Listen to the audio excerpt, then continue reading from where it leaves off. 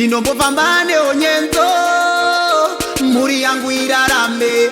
I wanna buy a Orlando, benyu wangu yende mbere. God mighty hold in my heart, noda kuti ndirarame.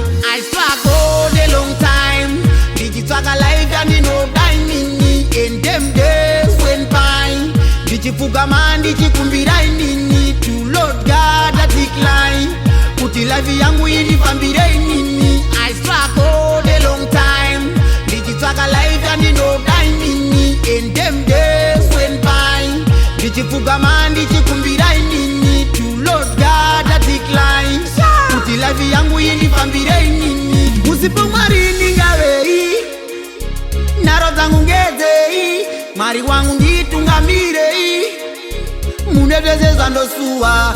Vavengi vangu vanodei, vanorwadziwa neni. Zvese zvandobata paupenyu. I struggled a long time, ndichitsvaka life yandinodai nini. In them days went by, ndichipfugama ndichikumbirai nini. To Lord God I decline, kuti life yangu indifambirei nini. I struggled a long time, ndichitsvaka life yandinodai nini. In them days went by, ndichipfugama ndichikumbirai nini. To Lord God I decline, kuti life yangu indifambirei nini. Kupfuma isungu haisi nyore, chikumbiro changu Mwari ndibatsire. Nemuri yangu zvindifambire. Tariro ichipo hazvidigore.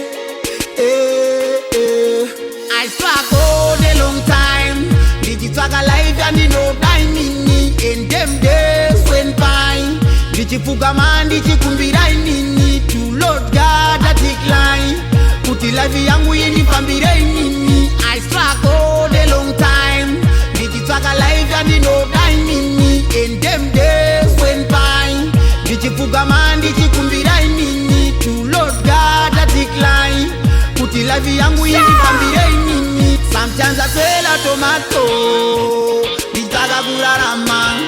Ndinombofambane onyenzo muri yangu irarame. I wanna buy a Orlando, benyu wangu yende mbere. God mighty hold in my heart, noda kuti ndirarame. I struggled a long time, ndichitsvaka life yandinodai nini. In them days went by, ndichipfugama ndichikumbirai nini. To Lord God I decline, kuti life yangu indifambirei nini. I struggled a long time, ndichitsvaka life yandinodai nini. In them days went by, ndichipfugama ndichikumbirai nini. To Lord God I decline, kuti life yangu indifambirei nini.